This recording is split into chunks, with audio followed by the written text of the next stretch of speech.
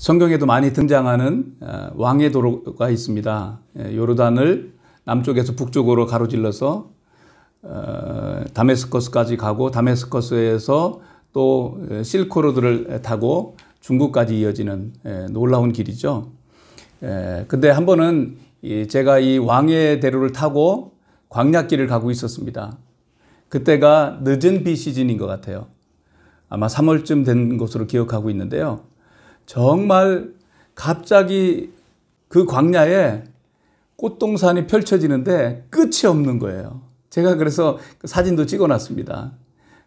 지금은 보여드릴 수 없지만 너무너무 아름다운 꽃들이 만발해 있었습니다.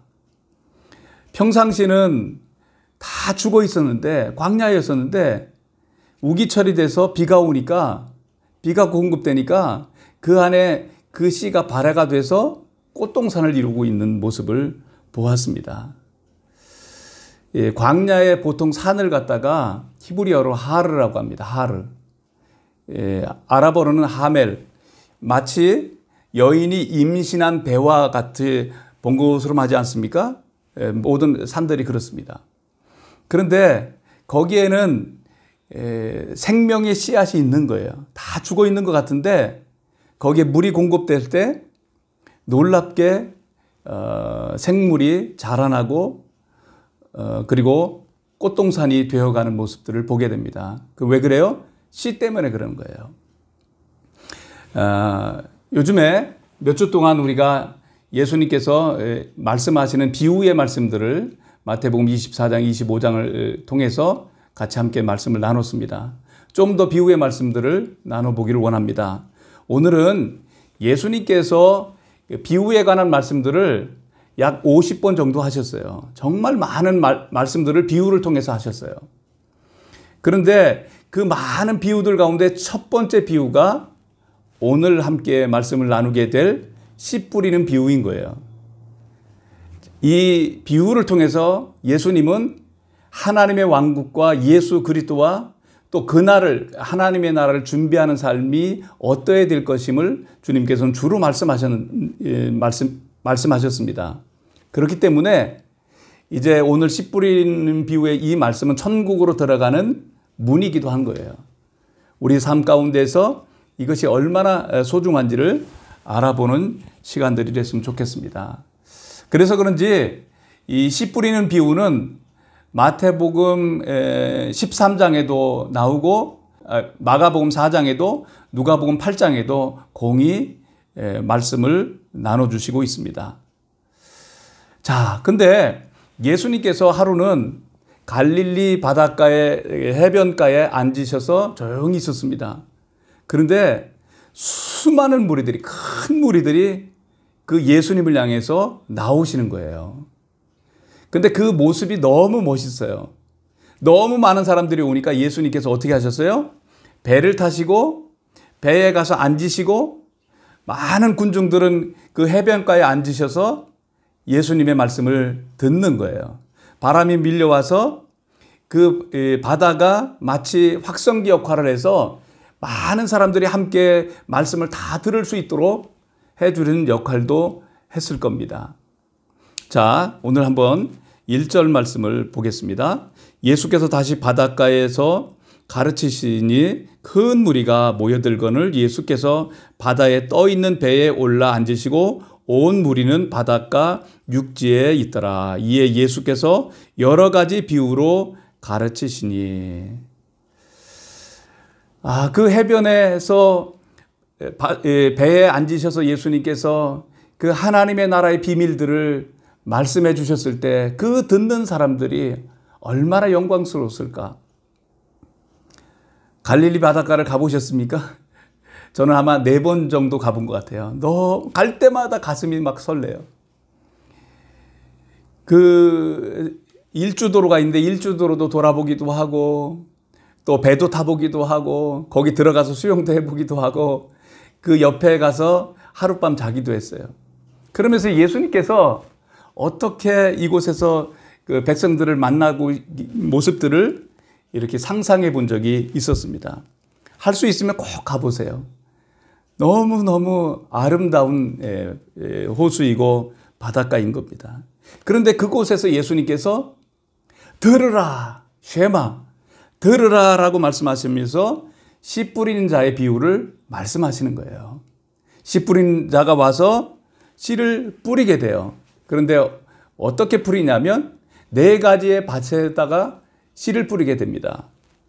4절 말씀에 보면 뿌릴새 덜어는 길가에 떨어짐에 새들이 와서 먹어버렸고, 길가밭에다가 뿌렸더니 넬콤 새가 와가지고 그 씨를 먹어버려서 결실하지 못했어요. 두 번째는 5절에 보니까 흙이 얕은 돌짝밭에 뿌려진 거예요. 그런데 조금은 싹이 나서 자라고 있었습니다. 그런데 태양이 오고 하다 보니까 뿌리가 없으므로 말라서 또 죽게 된 거예요. 그래서 결실하지 못했어요. 세 번째 밭은 무슨 밭이었죠? 7절에 보면 덜어는 가시떨기에 떨어짐에, 가시밭에 씨를 뿌렸더니 이제 막 자라려고 하는데 이 가시가 와서 찔러가지고 더 이상 기운을 막아서 결실하지 못했다라고 말씀하고 있어요.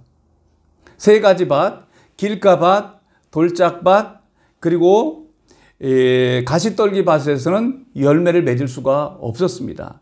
그런데 4번째로는 덜어는 좋은 땅에 떨어짐에, 8절입니다. 자라 무성하게 결실하였으니 30배나 60배나 100배가 되었느니라 라고 말씀하고 있는 거예요. 길가밭, 돌짝밭, 가시떨기밭, 여기서는 절대 열매를 맺을 수가 없는 거예요. 이것은 하나님을 떠난 마음인 것을, 이 밭은 마음밭을 상징하고 말씀하고 있는 건데, 하나님을 떠난 이 마음은 하나님을 기쁘시게 하는 삶을 살아갈 수 없을 것임을 말씀하고 있는 거예요. 어거스틴이라고 하는 유명한 하나님의 사람이 있습니다. 그는 이렇게 말했습니다. 그가 그 무엇으로도 자기의 이 부족한 마음, 블랙홀과 같은 이 마음을 채울 수가 없었다. 하나님을 만나기 전까지는 나는 열매 맺는 삶을 살지 못했다라고 말씀했습니다. 그렇습니다. 거룩한 씨라고 표현되고 있는, 이사야서 6장에 나오는데 거룩한 씨라고 표현되고 있는 주님을 만나기 전까지는, 주님의 말씀이 우리 안에 들어오기 전까지는 우리는 이 땅에서 열매 맺는 삶, 하나님을 기쁘시게 하는 삶을 살아갈 수가 없는 겁니다. 그러니까 이 좋은 밭은 예수 그리스도의 보혈로 씻음 받고 깨끗하고 순결하고 정결하고 그리고 착하고 좋은 마음으로 표현되고 있는 그런 마음인 겁니다. 그리고 그 마음 가운데 하나님의 말씀을 받아들일 때 삶 속에서 드디어 열매 맺는 삶이 되는 것임을 말씀하고 있는 겁니다. 그런데 이런 말씀을 하고 있는데 거기에 수많은 사람들이 있었는데 이게 무슨 말씀이야? 너무 어렵다 하고 많은 사람들이 떠나간 것 같습니다. 한참 지났을 때 이제 소수의 무리들과 예수님의 제자들이 예수님한테 찾아와서 묻는 거예요. 예수님, 아까 그 씨 뿌리는 비유를 말씀하셨는데 그게 무슨 의미예요? 도저히 알 수가 없어요 라고 물어보는 겁니다. 이렇게 주님을 추구해서 나아가는 자에게는 당신의 비밀들을 하나하나 가르쳐 주시는 거예요. 주님을 향해서 나아가 보십시오. 하나님은 가까이 성령님으로 가르쳐 주십니다. 추구하는 자의 하나님이신 겁니다. 온 마음으로 주님을 향해서 주님을 알고자 하고 주의 음성을 듣고자 하고 주의 말씀을 분별하고자 하면 하나님은 우리에게 성령님으로 당신의 놀라운 비밀들을 가르쳐 주십니다. 그랬을 때 그들을 찾아온 그 소수의 무리들과 제자들을 향해서 예수님께서 그 씨 뿌리는 비유의 실제 내용들을 말씀해 주시고 계시죠. 14절에 보면 씨 뿌리는 자는 말씀을 뿌리는 것이다. 이 씨가 말씀이라는 거예요. 내 말은 영이요 생명이라 예수님이 그렇게 말씀하셨거든요. 주님의 말씀은 생명이에요. 영이에요. 그렇기 때문에 이 씨가 문제가 있는 게 아니에요. 밭이 문제가 됐던 거죠. 씨는 들어가기만 하면, 좋은 밭에 떨어지기만 하면 열매를 맺을 수밖에 없는 겁니다. 그러니까 우리의 마음밭을 잘 관리해야 됩니다. 자, 그러시면서 예수님께서 첫 번째로 길가에 떨어진 그 씨앗에 대해서 이렇게 말씀하시죠. 15절 말씀입니다. 말씀이 길가에 뿌려졌다는 것은 이들을 가리킴이니 곧 말씀을 들을 때에 사탄이 즉시 와서 그들에게 뿌려진 말씀을 빼앗는 것이요 라고 말씀했습니다. 길가는 뭐예요? 사람들이 왔다 갔다 늘 해가지고 딱딱하게 굳어진 땅인 겁니다. 거기다가 씨를 뿌린다고 해서 그 땅이 받아들이지 못한 거예요. 그런데 새가 와서 쪼아서 먹었다라고 말씀했는데 예수님께서는 이렇게 말씀하시는 거예요. 길가에 뿌려졌다는 것은 말씀을 들을 때 사탄이 즉시 와서 그들에게 뿌려진 그 말씀을 빼앗아 갔다라고 말씀하고 있는 거예요. 사탄은 언제나 하나님과 우리의 관계를 분열시키고 하나님이 주신 말씀들을 빼앗아 가려고 즉시로 기다리고 있다고 하는 사실을 기억해야 될 겁니다. 길가 같은 마음밭은 열매를 맺을 수가 없습니다.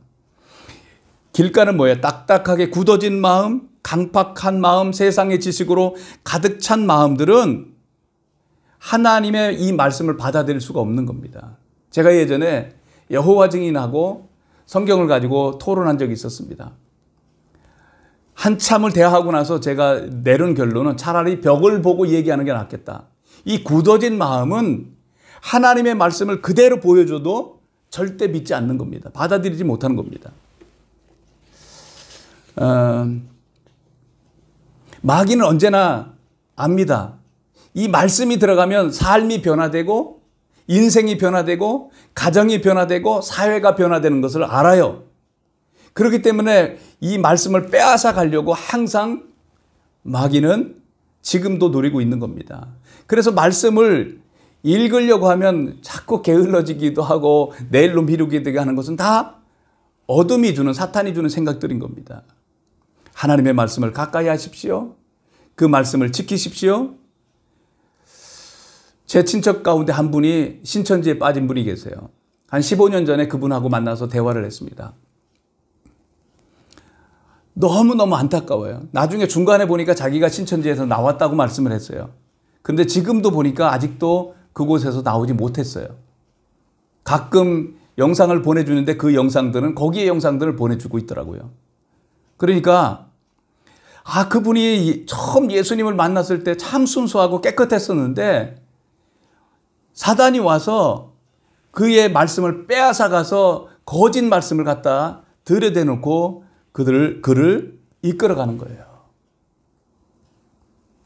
이 묵은 땅을 기경해야 되는 겁니다. 그래야만이 쟁기로 갈아엎어야만이 부드러운 마음밭에 하나님의 말씀이 떨어질 때 열매를 맺을 수가 있는 겁니다. 하나님의 말씀 앞에 조용히 앉아서 그분의 말씀을 읽는 시간, 듣는 시간을 가지십시오. 그래야 우리 안에 열매 맺는 삶이 가능할 줄 압니다.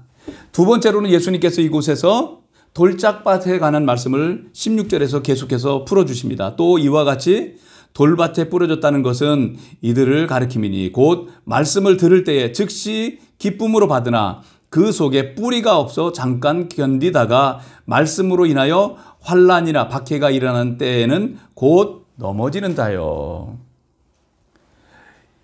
흙이 있어서 거기다 뿌렸는데 발화가 돼서 싹이 났습니다. 그런데 밑에 돌짝밭인 거예요. 그래서 더 이상 뿌리를 내리지 못하니까 태양빛이 떠오르니까 말라 비틀어서 또 죽게 되었다라고 말씀합니다. 그러면서 뿌리가 없어 잠깐 견디다가 말씀으로 인하여 환난이나 박해가 일어날 때에 곧 넘어지는 자라고 말씀했습니다. 처음에 예수 믿는다고 기뻐하고 펄펄 뛰다가 조그마한 박해가 오고 환난이 오고 어려움이 오면 주님을 떠나는 경우들을 종종 보아왔습니다. 제가 전남 여천에서 개척교회를 할 때 자매가 한 분 있었습니다. 한 20살 정도 먹은 아주 귀한 자매가 있었습니다. 처음에 복음을 전했습니다. 예수 믿겠다고 했습니다. 너무너무 좋아했습니다. 날마다 교회 오고 교회 섬기고 얼마나 기뻐했는지 몰라요. 그런데 가정에서 반대하고 또 남자친구를 만나면서 주님을 떠나가 버렸더라고요. 물론 다시 돌아왔는지는 제가 확인하지 못했습니다. 이렇게 예수 믿고 난 이후에도, 믿는다고 고백하고 난 이후에도 처음에는 막 좋아하다가 어려움이 오고 핍박이 오며 환난이나 박해가 일어날 때에 곧 넘어지는 자라고 말씀하고 있는 거예요. 왜 그래요? 이 뿌리가 깊이 내리지 못하기 때문에 그렇습니다. 믿음의 뿌리를 견고하게 내려야 되는 거예요. 광야에 피어나는 나무들과 이 식물들을 보세요. 그렇게 메마른 광야에도 자라있는 풀들이 있어요. 그거 보면 뽑아보세요. 뽑히시면 안 뽑힙니다. 얼마나 뿌리가 깊이 내렸는지 모릅니다. 레바논을 가면 백향목 단지가 있어요. 저도 한번 가봤는데요. 그 백향목은 해발 2,000m, 3,000m 되는 고지대에서만 자라가고 있는 거예요. 그런데 수백 년, 수천 년을 그대로 꼿꼿하게 자라가고 있는 거예요. 얼마나 큰지 나무가 40m 이상 되는 나무도 있고, 그리고 직경이 둘레가 14m가 넘는 나무도 있다라고 말합니다. 정말 이 백향목이 나중에 그 성전 재료로 활용되지 않습니까? 성경에 보면 백향목에 관련된 말씀들이 많습니다. 그런데 그 높은 고산지대에서 견디려면, 그 비바람과 눈보라를 견디려면 깊이 있게 뿌리를 내리지 않으면 다 쓰러지는 겁니다. 실제로 백향목은 깊이 뿌리를 내렸다라고 말씀하고 있는 겁니다. 하나님께, 주님의 말씀에 깊이 있게 뿌리 받고 주께서 심지가 견고한 자를 평강하도록 지키신다. 이는 저가 주님을 의지한 까닭이라고 말씀하고 있는 겁니다. 심지가 견고한 자란 말은 주님께 깊이 뿌리 내는 자를 말씀하고 있는 겁니다. 그러면 환난이 와도, 어려움들이 와도 우리는 다 이런 것들을 겪어갈 수가 있는 겁니다. 우리에게 있어서는 길가박 같은 게 없습니까? 왜요? 하나님의 말씀을 들었을 때 마귀가 와서 빼앗아 가려고 할 때 우리는 말씀으로 굳게 보호할 수 있어야 되는 겁니다. 주님의 말씀에 굳게 설 수 있어야 되는 겁니다. 우리가 예수 믿고 나서 환난이 없습니까? 핍박이 없습니까? 아닙니다. 있습니다. 그럼에도 불구하고 믿음에 깊이 뿌리 내리고 거룩한 믿음 위에 자기를 건축하고 성령으로 기도하면서 일어나면 넉넉하게 이겨갈 수가 있는 겁니다. 세 번째 밭, 가시떨기의 밭에 대해서 예수님께서 말씀하시죠. 18절입니다. 또 어떤 이는 가시떨기에 뿌려진 자니 이들은 말씀을 듣기는 하되 세상의 염려와 재물의 유혹과 기타 욕심이 들어와 말씀을 막아 결실하지 못하게 되는 자요. 이건 뭐예요? 나름대로 자라가다가 보니까 이 가시떨기 밭에 뿌려져 있기 때문에 가시들이 와서 숨통을 조이는 겁니다.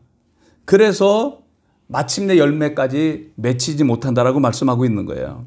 그것을 말씀하시면서 세상의 염려, 가시들, 우리를 찌르는 것, 하나님 앞에 나아가지 못하게 하고 또 열매 맺지 못하게 하는 것들이 세상의 염려, 재리의 유혹과 기타 욕심이라고 말씀했습니다. 세상의 염려들이 많으면 열매를 맺을 수가 없습니다. 하나님의 말씀이 우리 안에 들어올 수가 없습니다. 염려의 동의어는 뭐예요? 두려움과 걱정인 겁니다. 걱정과 근심 가운데 늘 있다 보면 마침내 절망에까지 이르는 거예요. 제가 신학교 다닐 때 첫 번째로 읽은 철학책이 하나 있었는데요. 키에르케고르가 쓴 책인데 죽음에 이르는 병이라고 하는 책이 있어요. 그 부제목은 절망이에요. 우리를 죽음으로 빠뜨리는 것은 처음에는 조그마한 염려를 시작했는데 걱정하고 두려움 속에 살다 보니 마침내 절망해서 극단적인 선택까지 나아가게 하는 겁니다. 저는 이런 것들을 주위에서 많이 보았습니다. 조그마한 염려들 아직도 일어나지도 않는 거예요. 10년 후에 일어나고 20년 후에 일어날 일들을, 일어나지 않은 것들을 걱정하고 염려하다가 마침내 극단적으로 자기 삶을 마감짓는 것을 보았습니다. 제 친구의 아내가 그랬습니다. 너무너무 마음이 아팠습니다. 때로는 우리에게 염려가 밀려올 때도 있습니다. 그렇지만 그걸 받아들이지 마십시오. 너희 모든 염려를 누구께 맡기라? 주님께 맡기라. 이는 그가 너희를 돌보심이라. 그렇습니다. 수고하고 무거운 짐진 자들아 다 내게로 오라. 내가 너희를 쉬게 하리라. 때로는 인생을 살다 보면 수고하고 무거운 짐들이 있습니다. 그래서 힘겨워할 때가 있습니다. 그렇지만 내 멍에를 메고 내게 배우라. 그래야면 쉼을 얻는다라고 말씀했습니다. 주님이 우리의 멍에를 매주시고 우린 옆에 가만히 안식하기만 하고 따라가기만 하면 되는 겁니다. 그러면 주님께서 다 일해 주시고 보호해 주시고 이끌어 주시는 것을 경험하게 될 겁니다. 내가 염려함으로 키를 1cm라도 한 자라도 더 크게 할 수 있느냐? 안 됩니다. 주님을 온전하게 신뢰하고 살아가십시다. 그리고 재물의 유혹도 그렇습니다. 돈이 우리에게 응용되는 것이고 하나님이 주신 축복 가운데 하나입니다. 그렇지만 우리 성도들은, 하나님의 사람들은 돈을 따라가서는 안 됩니다. 돈을 따라가는 성도는 가장 비참합니다. 우리는 주님을 따르는 사람이 되어야 됩니다. 그러면 주님을 따르는 사람들은 돈은 뒤에서 따라오게 돼 있는 거예요. 이게 원리예요. 하나님의 나라를 위해서 살고자 하면 하나님께서 이 모든 것을 더해 주시는 것들을 경험할 겁니다. 이생의 자랑, 기타 욕심들, 이런 것들이 우리를 하나님께로, 하나님의 말씀을 받아들이지 못하게 하는 요소들, 열매 맺지 못하게 하는 요소들 가운데 하나인 겁니다. 주님은 나의 왕이십니다. 오늘도 예수님은 나의 주님이십니다. 이런 믿음을 가지고 주님께 양도하고 그분을 따라가다 보면 어느덧 하나님이 기뻐하시는 열매를 맺을 줄을 믿습니다. 자, 마지막 네 번째로 좋은 땅이 있습니다. 20절입니다. 좋은 땅에 뿌려졌다는 것은 곧 말씀을 듣고 받아 30배나 60배나 100배의 결실을 하는 자니라. 병행구절로 누가복음 8장에서는 이렇게 말씀하세요. 좋은 땅에 있다는 것은 착하고 좋은 마음으로 말씀을 듣고 지켜 인내로 결신하는 자니라. 이 좋은 땅, 옥토밭에 씨가 하나님의 말씀이 떨어지면 마침내 자라서 30배, 60배, 100배의 열매를 맺는다라고 말씀하고 있는 거예요. 여기서 보니까 착하고 좋은 마음 밭이라고 말씀하고 있어요.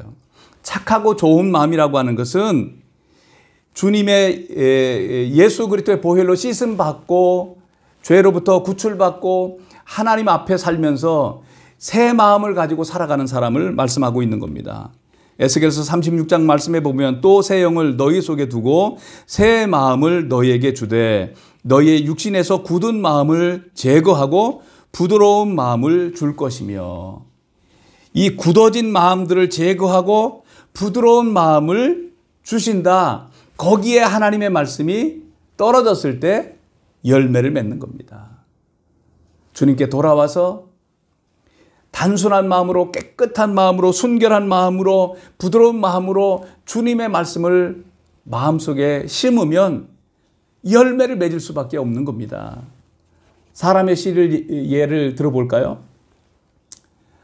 남자의 정자와 그 여자의 난자가 만나서 수정란이 됩니다. 그런데 두 개의 생식세포가 만나면 단세포가 된다라고 말하죠. 하나씩 있을 때는 아무 일도 일어나지 않습니다. 그런데 이 세포가 하나가 돼서 수정란이 되고 나면 이 수정란이 태 속에서 6개월을 지내다 보면 하나의 세포였는데 내 아의 뇌세포만 2천억 개가 넘는다라고 말합니다. 어마어마하게 열매를 맺는 거예요. 하나님도 세상을 만드실 때 무엇으로 세상을 창조하셨습니까? 하나님이 말씀으로 빛이 있으라라고 말씀하셨을 때 빛이 있었던 겁니다. 능력의 말씀으로 세상의 모든 창조가 이루어진 겁니다. 이만큼 하나님의 말씀은 주님 영이고 생명이기 때문에 그 말씀을 받으면 구원이 일어나고 그 받으면 열매를 맺는 축복의 삶이 되는 겁니다. 하나님의 말씀을 듣고 경청하다 그런 뜻인 겁니다. 착하고 좋은 마음으로 깨끗한 마음으로 주님의 말씀을 들어야 되는 겁니다. 쉐마 이스라엘, 이스라엘아 하나님의 말씀을 들으라. 우리는 언제나 하나님의 말씀을 들어야 됩니다. 그리고 그 말씀을 너의 마음에 새기고 내 자녀들에게 부지런히 가르치라고 말씀했습니다. 앉아 있을 때든지 길을 갈 때든지 누워 있을 때든지 일어날 때든지 이 말씀을 가르치고 강론하라. 내 손목에 기호를 삼고 이마에 붙이고 그리고 문설주와 바깥문에 기록하라라고 말씀하고 있는 겁니다. 왜요? 이 말씀이 생명의 말씀이기 때문에 그래요. 하나님의 말씀을 우리 마음 가운데 심어야 삶 속에서 열매를 맺는 겁니다. 말씀을 심지 않는데 어떻게 열매를 맺을 수가 있겠습니까? 어떻게 자라날 수 있습니까? 말씀이 들어가야 되는 거예요. 하나님의 말씀을 받아서 그 말씀을 지키고 그리고 인내로 기다리다 보면 어느덧 30배, 60배, 100배의 열매를 맺을 수가 있는 겁니다. 말씀에 서십시오. 말씀을 사랑하십시오. 말씀을 마음속에 간직하십시오. 그리고 묵상하십시오. 묵상이라고 하는 단어는 조용히 명상하는 게 아닌 겁니다. 이 허가라고 하는 이 묵상이라고 하는 단어는 읊조리다, 으르렁거리다, 그리고 더 나아가서 표효하다 그런 뜻을 가지고 있는 겁니다. 하나님의 말씀을 날마다 우리 마음 가운데 읽고 그 말씀을 읊조리는 겁니다. 그러다 보면 주님이 이 말씀을 통해서 우리에게 말씀해 주시는 것을 성령님 안에서 발견할 수 있습니다. 그리고 그 말씀들을 계속해서 뇌아리다가 때를 따라서는 그 말씀을 그대로 선포하는 겁니다. 으르렁거리는 사자가 먹잇감이 나타났을 때 으르렁거리다가 표호하면 반드시 승리하는 것처럼 우리들도 하나님의 말씀을 그대로 선포할 때 그 말씀은 삶 속에서 능력이 되는 것을 경험할 줄 믿습니다. 하나님의 말씀을 취하십시오. 하나님의 말씀을 가지십시오. 하나님의 말씀을 읽으십시오. 뭐가 그렇게 바쁘십니까? 하나님의 말씀을 한 장도 하루를 읽지 않고 지나간다면 우리는 이 땅에서 열매 맺는 것을 포기해야 될 줄 압니다. 왜냐하면 그 말씀을 심어야만이 되는 겁니다. 제가 한 번은 대장암으로 이제 마지막 이스라엘과 요르단을 성지순례를 하시겠다고 오신 권사님이 계셨습니다. 그분을 제가 안내하고 있었는데 그 권사님이 나중에 와서 저보고 그렇게 말씀하는 거예요. 목사님, 제가 사실은 이번에 마지막 여행 왔습니다. 이제 사망 선고를 받았습니다. 근데 예수님이 계셨던 일하셨던 곳을 보기 위해서 왔습니다. 그러면서 하시는 말씀이 저를 위해서 기도해 주세요. 그래서 제가 손을 얹어서 기도해 드렸습니다. 그리고 제가 그 권사님에게 한 말씀을 드렸습니다. 시편 103편 1절부터 5절 말씀은 하나님께서 권사님에게 주시는 말씀입니다. 이 말씀에 권사님께서 깃발을 꽂으십시오. 그리고 이 말씀에서 한 발짝도 뒤로 물러나지 마십시오. 그러면 하나님께서 당신을 새롭게 하시고 치유하신 것을 경험할 겁니다. 라고 하고 보내드렸습니다. 그리고 나서 한국 들어가셔서 다시 검사를 하셨습니다. 놀라운 것은 그 권사님에게 병원에서 완치 판정을 내려주신 거예요. 그분이 한 게 별것 없어요. 별것 없단 말은 좀 어폐가 있습니다만은 주님의 말씀을 그대로 한 발짝도 밀어넣지 않고 하나님, 나는 이 말씀을 늘 선포하는 겁니다. 그래서 내 모든 죄를 사하시고 내 모든 병을 고치시고 나를 파멸해서 나를 속량하시고 그것도 십자가로 피 흘려서 나를 구원해내시고 인자와 궁절로 나에게 관을 씻어주시고 내 청춘을 새롭게 하시는도다. 이 말씀을 붙드십시오. 그리고 선포하십시오라고 말씀했습니다. 주님은 우리를 위해서, 우리의 죄를 위해서 십자가에 죽으셨고 우리 연약함과 질병을 그가 채찍에 맞음으로 다 치유하셨다라고 말씀했습니다. 이 말씀을 그대로 붙든 분들이 있습니다. 이 말씀을 믿음으로 주장했습니다. 선포했습니다. 그래서 치유받은 사람이 예수님 이래로 지금까지 수많은 사람들이 이 말씀을 통해서 구출받았습니다. 치유를 받았습니다. 말씀 위에 서는 겁니다. 말씀이 우리 안에 들어가서 그 말씀을 내 것으로 주장하고 믿음으로 선포할 때 능력이 일어나는 겁니다. 여러분들이 어떤 분야에서 승리를 원하시는 부분이 있으면 그 말씀을 붙드십시오. 내가 염려가 자꾸 내 삶 속에 들어온다. 그러면 내 염려를 주께 맡겨 버리라. 이 말씀을 붙드는 겁니다. 붙들고 믿음으로 계속해서 선포하는 겁니다. 나는 하나님을 의지합니다. 내가 온 마음으로 주님을 의지합니다라고 주님을 신뢰하면서 선포하면 어느덧 하나님의 평강이 내 마음을 밀어주신 것을 경험할 겁니다. 그리고 두려움이 사라지고 다시 마음속에서 그래 일어서자 라는 마음이 회복되는 것을 경험할 겁니다. 왜요? 말씀이 들어갔기 때문에 그런 겁니다. 말씀이 들어가면 광야에도 있던 그 생명의 씨앗이 들어갔을 때 물이 공급되면 그러니까 성령님이 역사하시고 거기서도 꽃이 피어나는 것처럼 새로운 놀라운 기쁨이 솟아나는 것을 경험할 줄 믿습니다. 그것은 무슬림이든 불교인이든 이 말씀이 마음밭에 떨어지기만 하면 마음밭에 깨끗한 마음으로 주님의 말씀을 받기만 하면 구원이 일어나고 회복이 일어나는 것들을 우리는 주변에서 수없이 봐왔습니다. 제 첫 번째 제자도 예수님을 영접하고 나서 하나님의 말씀을 계속해서 듣고 읽고 했습니다. 자매가 이렇게 말했습니다. 나는 이제 이 하나님의 말씀 신약 성경을 다 외우겠다라고 말씀했습니다. 그런데 그 자매 안에 너무너무 인생이 괴로워서 자살을 하려고 수없이 노력했던 그 자매가 예수 믿고 나서 그 배에서 생수의 강이 흘러나와서 날마다 기뻐하는 겁니다. 벌써 한 14, 15년 됐을 겁니다. 지금도 주님 모시고 기뻐합니다. 주의 말씀이 옥토밭에 떨어지면 열매를 맺는 겁니다. 그렇습니다. 사랑하는 여러분, 이 씨 뿌리는 비유의 말씀을 통해서 우리는 무엇을 배워야 되겠습니까? 하나님의 말씀을 심으십시오. 66권 성경 말씀을 그냥 장식품으로 저 책장에 얹어두지 마십시오. 하나님은 당신의 말씀을 통해서 우리에게 말씀하십니다. 성령님은 이 말씀을 통해서 우리를 회복하시고 치유하시고 온전케 하시는 겁니다. 그러므로 눈물을 흘리면서라도 이 말씀을 심다 보면 어느덧 반드시 기쁨으로 단을 가지고 돌아온다라고 시편 126편에 말씀하고 있는 겁니다. 제 말이 아닌 겁니다. 계속해서 심으십시오. 말씀을 묵상하십시오. 하루에 한 장 읽었으면 이 안에서 주님 내게 주시는 말씀이 무엇입니까? 마음속에 깨닫게 해주신 그 말씀 한 장이라도 한 절이라도 붙들고 선포하십시오. 그냥 가만히 있다 보면 그냥 말씀이에요.